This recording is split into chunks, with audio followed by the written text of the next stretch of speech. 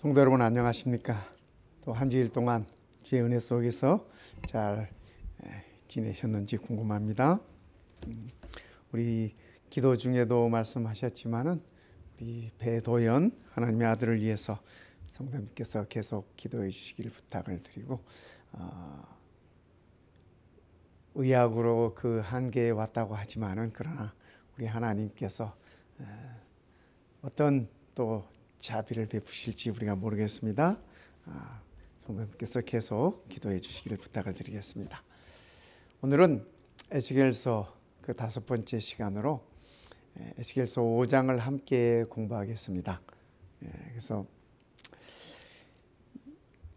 지난 시간에 우리는 하나님께서 그 심판의 징조들로서 선지자 에스겔을 통해서 토판과 눕는 것과 그다음에 부정한 떡을 징조로서 이렇게 보여주셨습니다. 심판에 대한 징조로서 오늘은 하나님의 백성들이 이 세상에서 존재하는 이유가 무엇인가, 그것을 하나님께서 선지자 에스겔을 통해서 우리들에게 보여주고 계십니다. 사람들 정말 많죠. 우리 고국의 이 광화문 광장에 모인 우리 백성들입니다. 저는 이 모습을 보면서 그런 생각을 해봅니다. 이 많은 사람들이 다 복음 안에 있다면 얼마나 좋을까, 그런 생각을 해봅니다. 숱하게 많은 사람들이 어쩌면은 복음과 상관없이 살아가고 있는 분들이 이 많은 사람들 중에 몇 퍼센트나 될까? 우리가 이 많은 사람들을 대상으로 전도하면서 살아갈 때 이 세상을 변화시킬 수가 있을까? 그런 생각이 종종 들기도 합니다.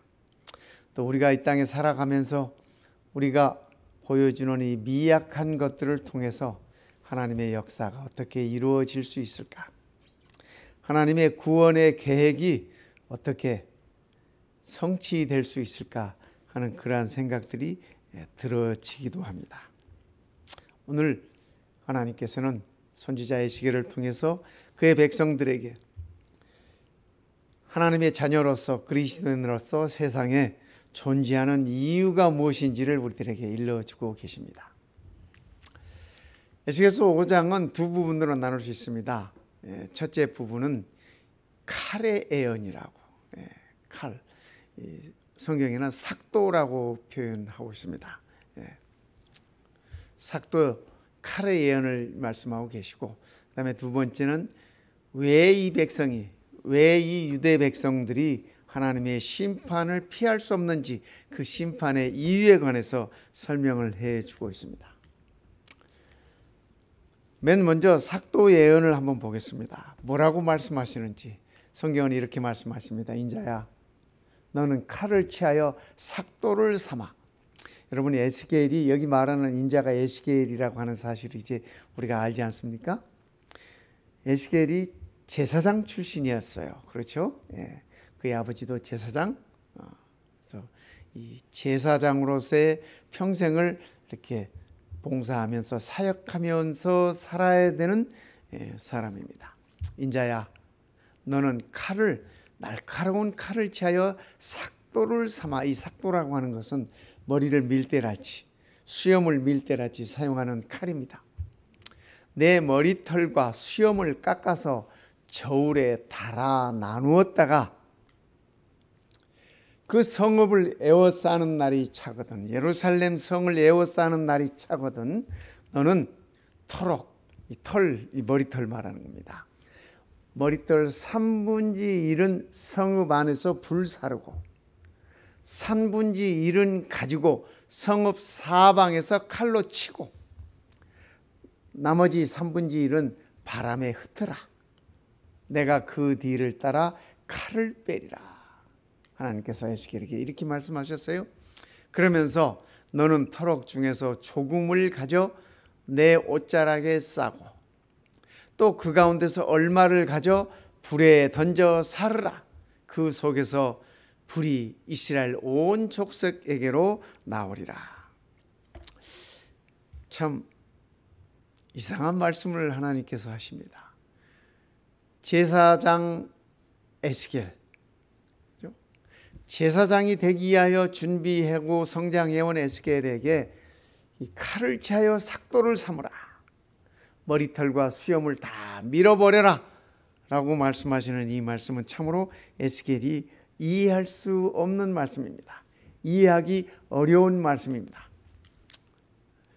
왜냐하면 구약 성경이 이렇게 말씀하세요. 레기 21장은 제사장들에게 주신 말씀입니다. 아론의 후예들, 그렇죠? 제사장의 후예들에게 주신 말씀에 이렇게 말씀하십니다. 제사장은 머리털을 깎아 대머리 같게 하지 말며, 제사장은 머리털을 깎으면 안 돼요. 하나님께서 이 처음 성소를 짓게 하시고 그 성소에서 사역하실 제사장들을 세우실 때 그때 주신 말씀이에요. 제사장은 머리털을 깎아 대머리 같게 하지 말며 그 수염 양편을 깎지 말며 살을 베지 말라라고 이렇게 말씀하셨습니다. 이런 교육을 에스겔은 어려서부터 받아왔어요. 제사장을 이 30살이 되면 제사장으로 이제 임명이 되는데 30살이 되기까지 이런 교육을 받습니다. 이런 교육. 그러니까 제사장들은 머리털을 깎으면 안 돼요. 수염을 밀면 안 돼요. 안 돼요. 그런데 하나님은 에스겔에게 머리털을 삭도를 대라고, 그래서 머리털을 다 밀으라고, 수염을 다 밀라고, 그렇게 해서 3분의 1씩 놓고 바람에 날리고 불에 태우고 뭐 이렇게 하라고 말씀하십니다. 인자야, 너는 날카로운 칼을 취하여 삭도를 삼아 내 머리털과 수염을 깎아서 저울에 달아 나누어 두라.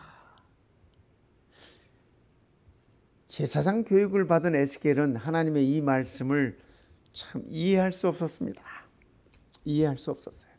하나님은 그러나 자기 백성을 향해서 특별한 메시지를 주고 싶으셨습니다.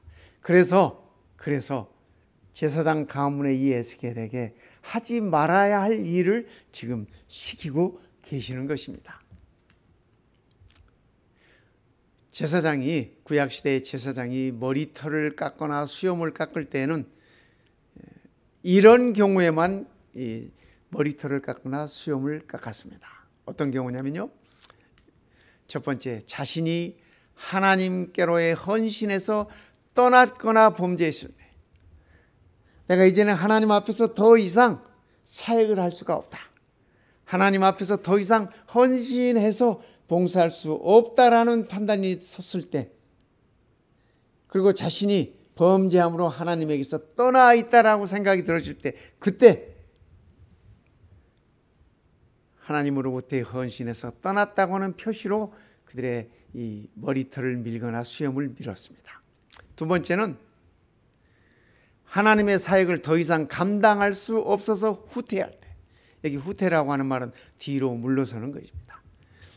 요즘도 하나님의 거룩한 부르심을 받았다가, 그렇죠? 목회자로서 혹은 장로로서 혹은 집사로서 거룩한 사역의 부르심을 받고 안수를 받고 그 사역에 헌신하면서 참여했던 사람들이 가끔 그 사역을 떠날 때가 있지 않습니까? 구약시대 제사장들이, 레위인들이 그 사역이 감당할 수가 없어서, 본인이 감당할 수가 없어서 뒤로 물러설 때, 그때 그들의 머리털을 깎았습니다. 수염을 깎았습니다. 세 번째는 범죄자에게 모멸감을 주기 위할 때, 우리 예수님께서 십자가 사건을 두고 빌라도의 법정에 섰을 때 예수님에게 그 모멸감을 주기 위해서, 그죠? 조롱하고 침을 뱉고 놀리고 가시관을 씌우고 홍포를 입히고, 그러면서 이스라엘의 왕이여, 이렇게 이 모멸감을 주지 않았습니까? 이렇게 놀리지 않았습니까? 그런 목적으로 가끔 범죄자에게 모멸감을 주기 위해서 머리턱을 밀거나 수염을 깎거나 그랬어요. 성경에도 그런 신뢰들이 있습니다. 사무엘하 10장에 보면 그런 신뢰들이 있어요. 그 후에 암몬 자손의 왕이 죽고 그 아들 한운이 대신하여 왕이 되니 다윗이 가로되 내가 나하스의 아들 한운에게 은총을 베풀되 그 아비가 내게 은총을 베푼 것 같이 하리라 하고 그 신복들을 명하여 그 아비 죽은 것을 조상하라, 조문하라는 얘기입니다. 다윗의 신복들이 암몬 자손의 땅에 이르며 다윗이 신세를 진 암몬 자손의 왕이 죽었어요. 그리고 그의 아들 한운이 왕이 되었습니다. 그 위를 계승했습니다. 그때 다윗이 평소에 그가 왕이 되기 전에 입었던 그 은총들, 은혜들이 너무 감사해서 조문단을 보내는 것입니다. 그래서 이 새롭게 왕이 된 한운에게 가서 조문하라고 그의 조문단을 보냅니다. 그랬더니 암몬 자손의 방백들이, 이 한운 왕의 부하들이, 강요들이 그 주 한운에게 고하되 왕은 다윗이 조객을 보낸 것이 왕의 부친을 공경함인 줄로 여기시나이까? 아니라는 얘기예요.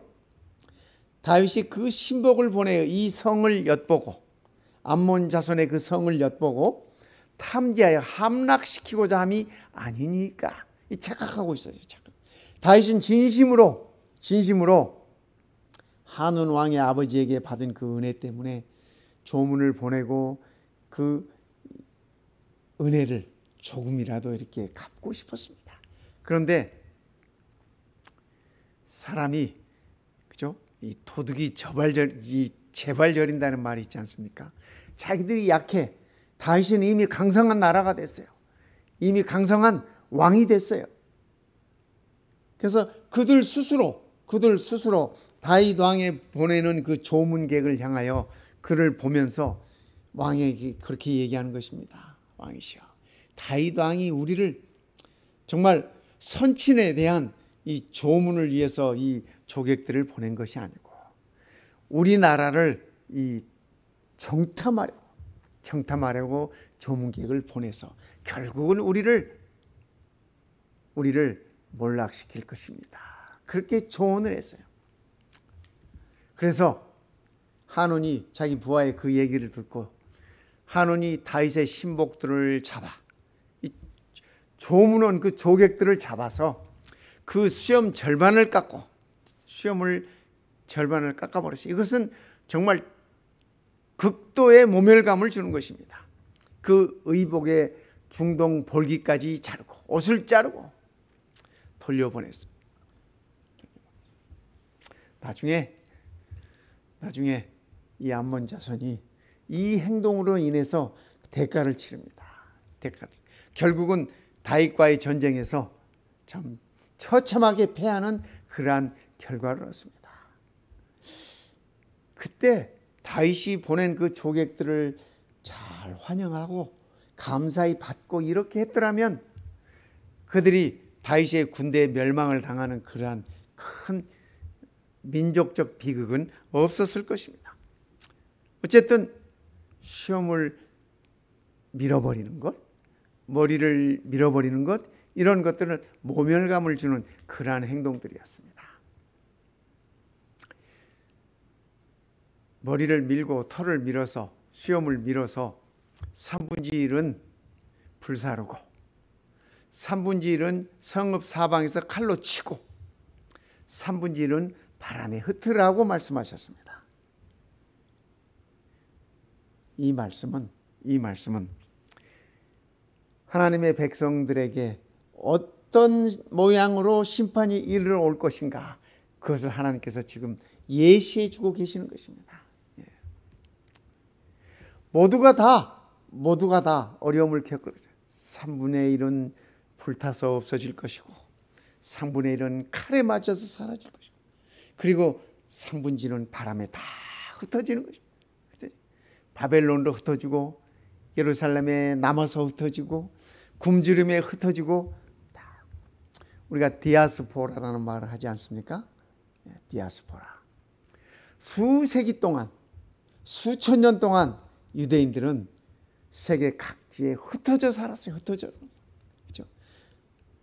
지금 유대 백성이 지금 팔레스타인 지방에 이스라엘이라는 나라의 이름을 갖고 이 국가를 가지고 세우고 살아가는 것은 20세기 초반입니다. 그렇죠? 1940년대 시오니즘의 결과로 나라를 거기에 세운 것입니다. 그 전까지는 그렇죠? 예루살렘 멸망 이후로 그 전까지는 단 한 번도 나라다운 나라를 가져본 적이 없어요. 수천 년 동안 세계 각지에 흩어져서 온갖 서름을 다 받고 온갖 핍박을 다 받고 그렇게 살아왔습니다. 하나님께서 이 백성들에게 너희가 너희의 소명을 다하지 못할 때 그렇게 될 것이라고 에스겔을 통해서 그렇게 말씀을 주셨습니다. 세 가지 형태의 심판을 보여주고 있습니다.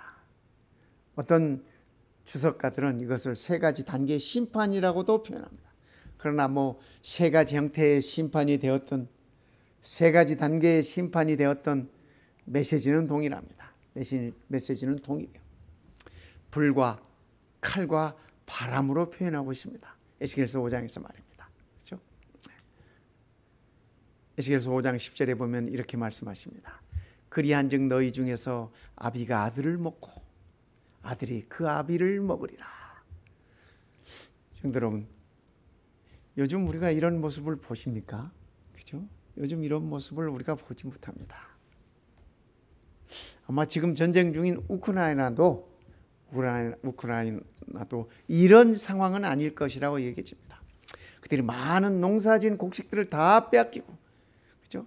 그 곡식 창고가 폭격을 맞음으로 해서 다 불타버리고 그런 어려움을 겪습니다. 우리가 알다시피 우크라이나는 이 많은 곡식을 생산하는 지방입니다.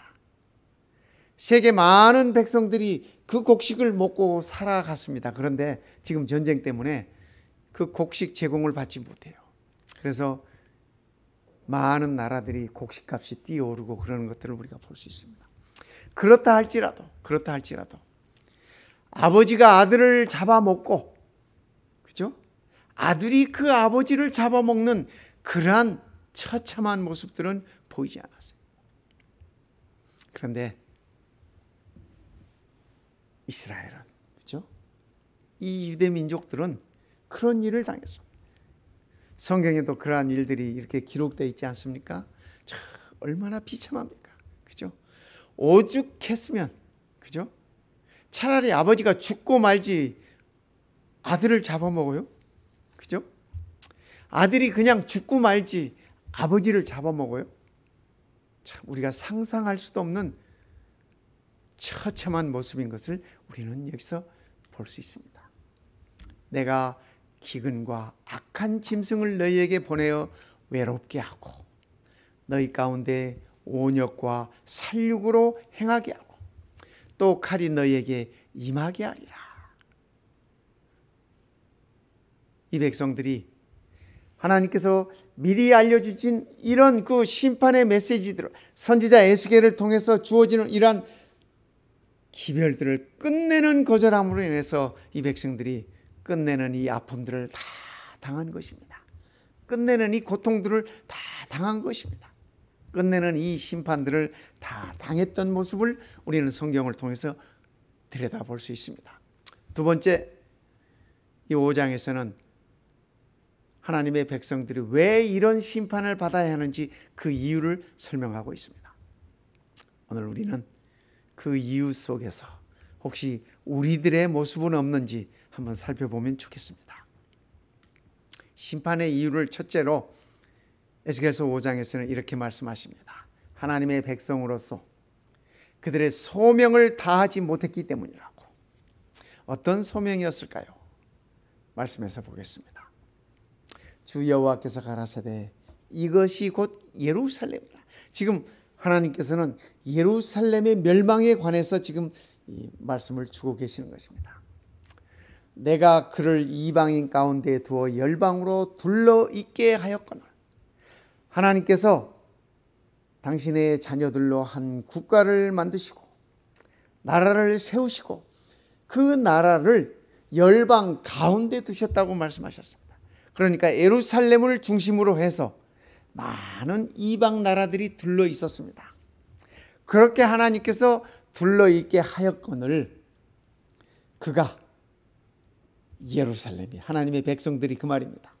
그가 내 규례를 거스러서 이방인보다 악을 더 행하고, 그죠? 하나님의 말씀을 모르는 그 백성들보다 더 악을 행하고 내 율례도 그리함이, 내 율례를 따르지 아니함이 그 둘러있는 열방보다 더하니.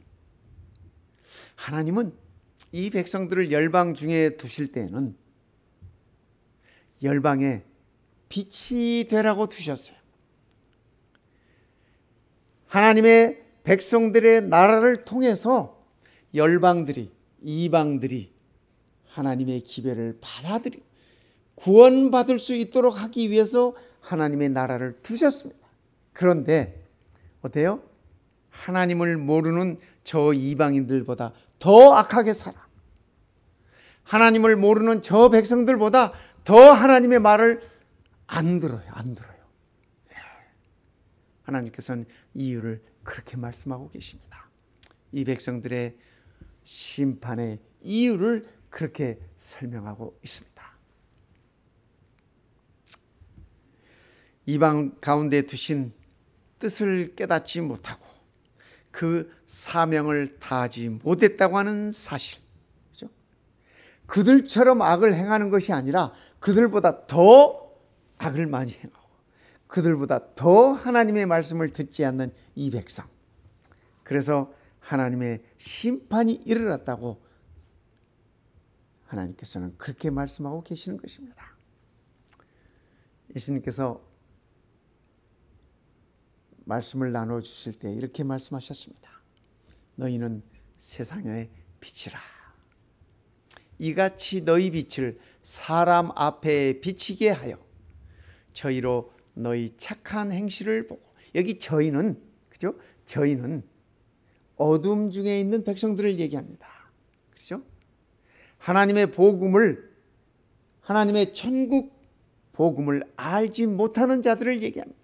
하나님이 누군지 알지 못하는 이방인들, 복음의 측면에서 봤을 때 이방인들, 그죠? 그들이 너희의 착한 행실을 보고 하늘에 계신 너희 아버지께 영광을 돌리게 하라. 우리 주님께서, 그죠? 산상수훈 가운데 우리들에게 일러주신 말씀입니다. 너희는 세상의 빛이다. 성도 여러분, 이 말씀이 얼마나 좋습니까? 그죠? 너희는 세상의 빛이다. 우리가 다 세상의 빛으로 살아가면 좋겠습니다. 요즘 세상에 되어지는 것들을 보면 참 세상이 어둡다 하는 생각이 듭니다. 그죠?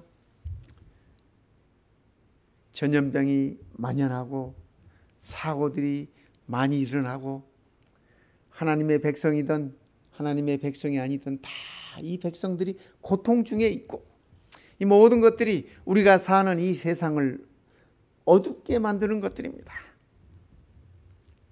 그런데 빛이 되어야 하는 하나님의 자녀들이 빛이 되지 못하고 어둠 속에 같이 동화되어 버리고 같은 어둠이 되어 버리고, 그리고 세상이 왜 이렇게 어둡지 불평하고, 그죠? 이놈의 세상 왜 이렇게 어둡지? 언제나 밝은 세상이 올까? 그죠? 불평하고 원망하고. 하나님은 살아 계시는지, 아니면 하나님은 지금 뭐하고 계시지? 주무시고 계시나? 하나님에 대한 믿음마저도 회의가 생기고, 그죠? 어쩌면 우리가 살고 있는 이 세상이 그러한 세상이 아닌지 우리가 한번 생각해 보면 좋겠습니다. 저는 이 말씀을 준비하면서 그런 생각을 가져보았습니다. 우리의 주변이 어두워지면 어두워질수록, 그죠? 어둠이 드리워지면 드리워질수록 하나님, 알겠습니다. 세상이 어둡기에 그 어둠에 빛의 역할을 하라고 소명을 주셨군요. 빛의 역할을 감당하라 하시는군요. 그런 생각이 들어졌습니다. 성도 여러분, 오늘 우리가 처한 세상이 어두우면 어두울수록 우리가 빛을 발하십시다. 우리가 발해야 되는 빛은 내가 스스로 발하는 빛이 아니라 예수님께로부터 받은 그 빛을 반사하는 것입니다. 그러니까 우리는 태양이 아니라 달이에요, 달. 그죠? 달은 태양의 빛을 받아서 반사하지 않습니까? 우리 주님은 의의 태양이시고 우리는 그 의의 태양빛을 받아 빛을 반사하는 그런 존재들인 것입니다. 어둠이 어두우면 어두울수록, 그죠? 어둠이 짙으면 짙을수록 작은 불빛이라도 환하게 보이는 것 아니겠습니까? 우리가 다 너희는 세상의 빛이라고 말씀하시는 우리 주님의 말씀 따라 작은 촛불이라도 되면 좋겠습니다. 그렇죠? 우리 주변에 어둠이 짙을수록 빛을 더 바라는 것입니다. 우리가 하늘의 별을 마음껏 만끽할 수 있다면 전깃불이 전혀 없는 어두운 곳으로 가시기 바랍니다. 그러면 정말 우리 눈앞에, 코앞에 별들이 쏟아져요.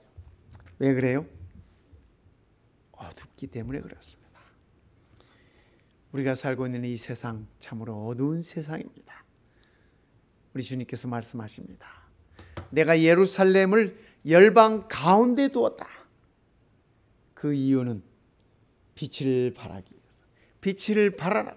그래서 열방들이 그 빛 안으로 들어올 수 있도록 그렇게 말씀하신 것입니다. 또 말씀하세요. 너희는 세상의 소금이다. 너희는 세상의 소금이다. 소금이 어떤 곳에 필요합니까? 그렇죠?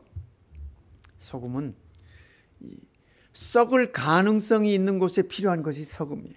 썩지 말라고, 부패하지 말라고. 그렇지 않습니까? 네. 옛날에 냉장고가 없던 시절에는 우리 조상들이 생선이나 이런 것들 다 소금에 절였어요. 냉장고가 없으니까. 그렇죠? 그러면 오래 두고 먹을 수 있는 거예요. 밑반찬도 우리가 좋아하는 장아찌라는 거, 그거 다 소금에 절인 것 아닙니까? 소금이 많이 들어간 간장이나 이렇게 절여두면 썩지 않고 부패하지 않고 오래 두고 먹을 수 있는 것이었습니다. 그래서 소금은 썩거나 오염되기 쉬운 곳에 필요한 것입니다. 이방의 문화들, 이방의 철학들, 어두운 이방 세계에 필요한 것이 소금이라고 우리 주님은 말씀하십니다. 그러면서 너희는 소금이다. 부패해가는 이 세상에, 썩어져가는 이 세상에 썩지 아니하도록 그 역할을 하라고 우리들에게 알려주신 것입니다. 재림 청년들이 가장 빛이 나는 곳이 어딘 줄 아십니까? 재림 청년들이 가장 빛이 나는 곳은 군대에 가면 빛이 나요. 군대 가면 다 요령 피우기 좋아하고 다 이렇게 살살 빠져나가기 좋아하고 또 뭐에 사역시키면 그저 살살 빠져나가기 좋아하고. 그런데 재림 청년들은 군대 가면 빛이 납니다. 사역할 사람 나오라 그러면 제일 먼저 나오는 사람들이 재림 청년들이에요. 힘든 일 하는 사람 나오라고 하면 제일 먼저 재림 청년들이 나와요. 왜냐하면 재림 청년들은 안식일을 지키는 청년들이거든요. 토요일이 되면 교회를 가야 되거든요. 그러니까 안식일에 교회 가기 위해서 나머지 엿새 동안 최선을 다해서 군대 복무를 하는 것입니다. 그래서 그 빛으로 교회 가고 그 힘으로 교회에 갈 수 있는 허가를 받고 그러는 것이에요. 어두우면 어두울수록 빛이 나는 세상, 그게 하나님의 자녀들의 모습이 아니겠습니까? 두 번째 심판의 이유는 주님의 율례를 범하였기 때문에 그렇습니다. 여호와 하나님의 규례를 범하였기 때문이라고 에스겔서 5장은 우리들에게 그렇게 일러주고 있습니다. 그가 내 규례를 거스려서, 여기 그는 하나님의 백성들입니다. 유대 민족입니다. 그죠? 그가 내 규례를 거스려서 이방인보다 악을 대행하며, 이방인에게 본이 되라고, 빛이 되라고 말씀하셨는데 어때요? 악을 더해, 해도 더해. 열방보다 더하니 이는 그들이 내 규례를 버리고 내 율례를 행치 아니하였습니다. 유대 왕국이 심판을 받은 이유가 하나님의 규례를 따르지 않았기 때문이라고 성경은 그렇게 얘기해 주고 있습니다. 여기서 말하는 하나님의 율례를 범하였다고 하는 얘기는 도덕적 타락, 그 다음에 두 번째는 종교적 타락, 이 두 가지를 다 말씀하고 있는 것입니다. 하나님의 백성들이 하나님을 모르는 자들보다 더 도덕적으로 타락하면 되겠습니까? 그죠? 예수님께서 이렇게 말씀하셨어요. 내가 너희에게 이르노니 너희 의가, 너희의 삶의 모습이 저 서기관과 바리새인보다 더 낫지 못하면 결단코 천국에 들어가지 못하리라. 이렇게 말씀하셨어요. 그러니까 우리의 의가 서기관이나 바리새인보다 더 나아야 된다. 이렇게 말씀하셨어요. 또 이 말씀을 잘못 이해하시면 안 돼. 이거 봐라. 의가 더 나아야 천국에 들어가지 않느냐. 그래서 덕을 많이 쌓아야, 그죠? 많은 것을 행하여야 천국에 간다라고 착각하시면 안 돼요. 이 말씀은 행함으로 구원을 받는다는 그 말씀이 아니라, 구원받은 하나님의 자녀들의 모습은 세상이 요구하는, 세상 사람들이 요구하는 수준보다 높아야 된다고 하는 말씀을 우리들에게 가르쳐주고 있는 것입니다. 그죠? 이 서기관이나 바리새인들은 율법이 말하는, 그죠? 율법이 말하는 기준들을 꼬박꼬박 문자적으로 지키려고 노력했던 사람들이에요. 그런데 하나님의 자녀들은, 하나님의 자녀라고 하는 그 말씀은 이미 하나님의 구원을 받은 자들이라는 말씀입니다. 우리들을 가리키는 말씀입니다. 우리들은 그보다 더 수준이 높아야 된다는 얘기입니다. 그죠? 이방인보다 더 못해. 그죠? 하나님의 자녀로서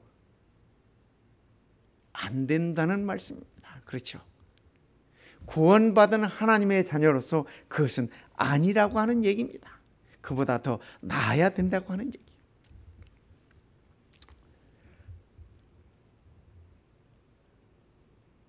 한 번은 이 워치만 리의 이 서적을 봤더니 이런 이야기가 있더라고요.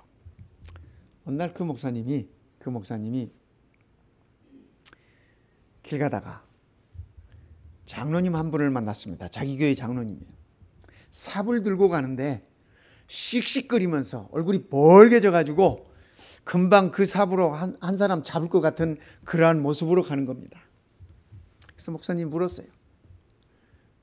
장로님, 무슨 일이십니까? 화가 여기까지, 얼굴이 벌게져 가지고 지금 씩씩거리면서 삽을 들고 가요. 뭐 일을 쳐도 뭐 한 사람 잡을 것 같은 그런 분위기예요.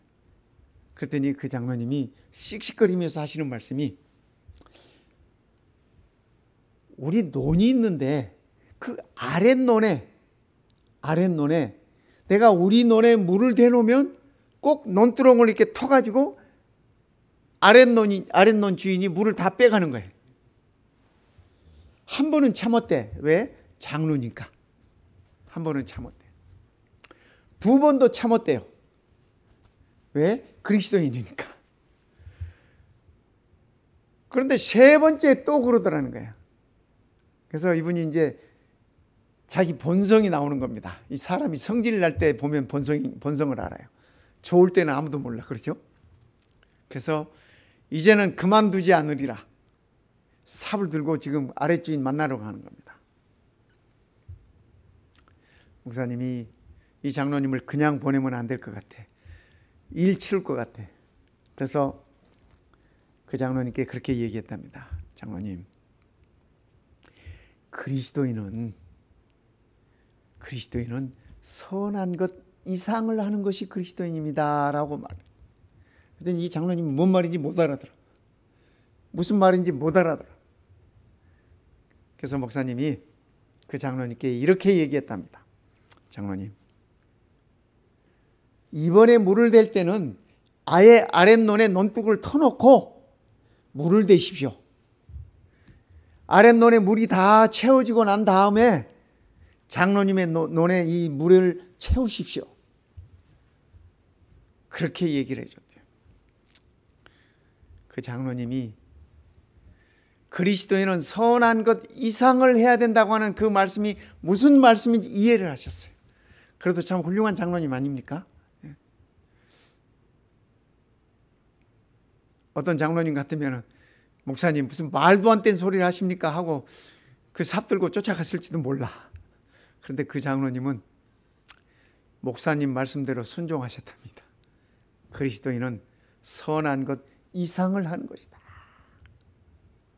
예수님께서 오른뺨을 때리면 왼뺨 대라고 하는 그 말씀은 문자적으로 뺨 대라는 얘기가 아니야. 그죠? 선한 것 이상을 하라는 말씀이에요. 오리를 가라고 로마 군인이 시키면 십리를 가주라고 하는 얘기는 오리까지 가는 건 의무예요. 피지배국 백성들이 지배국의 명령에 있게 따르는 것은 그 당시에 로마법에 의하면 오리까지 가는 건 의무예요. 그런데 우리 예수님은 하시는 말씀이 너희가 의무만을 하지 말고 하나님의 자녀로서 그 이상의 것을 해주라는 얘기. 그렇죠? 예.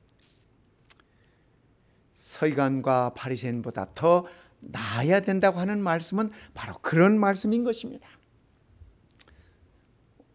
오늘 우리도 그런 축복을 누릴 수 있으면 좋겠습니다.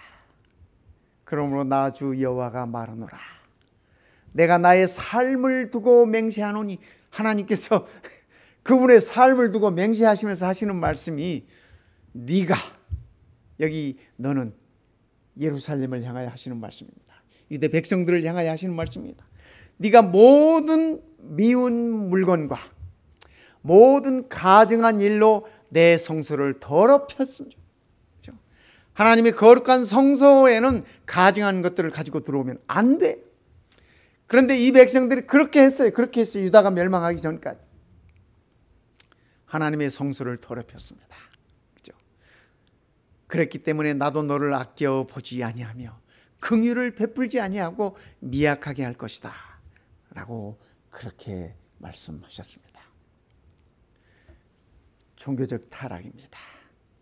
하나님의 거룩한 곳에서 하나님의 거룩한 백성으로 나타나야 하는데 세상의 것으로 가득 채워두었습니다. 유대 백성들이 우상으로 가득 채워두었습니다. 부정한 것으로, 미운 물건으로, 그죠? 가증한 것으로 가득 채워두었던 것입니다. 성도 여러분, 라플린이라는 곳에 가보셨습니까? 이 네바다주에 라스베가스 가는 길에 이 라플린에 이렇게 들릴 수 있습니다. 그러니까 좋아요. 이렇게 사막 가운데 이런 곳이 이렇게, 그래서 이 캠프카를 가지고 사람들이 많이 찾기도 하고, 이렇게 사막 가운데 이 멋진 강이 흐릅니다.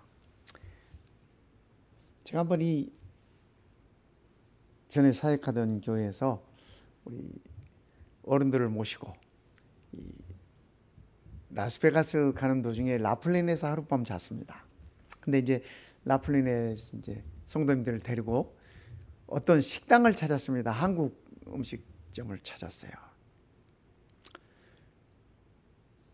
점심을 먹기 위해서 그곳에 들렸는데 그곳에 제가 아는 분이 거기 계시는 것이에요. 제가 깜짝 놀라가지고 아니 사장님 어떻게 여기 계십니까? 했더니 뭐 그렇게 됐습니다. 그러세요. 거기서 이제 식당을 이렇게 하시는 거예요. 이제 성도님들 저쪽에서 이제 식사들을 이제 하고 계시는데 저는 이제 그분 오랜만에 만났기 때문에 이쪽에 따로 그분하고 둘이 앉아서 이제 식사하면서 대화를 나눴습니다. 그랬더니 그분이 제게 그런 말씀을 하세요. 목사님, 제가 목사님께 이런 말씀 드리긴 좀 뭐하지만 참 죄송하지만, 그리고 말을 이렇게 잊지를 않아요. 사람이 말을 꺼내놓고 말을 안 끝내면 더 궁금하지 않습니까? 그래서 제가 도대체 무슨 말씀이신데 그러십니까? 말씀해 보십시오. 그분이 머뭇하더니 이렇게 말씀하셔요.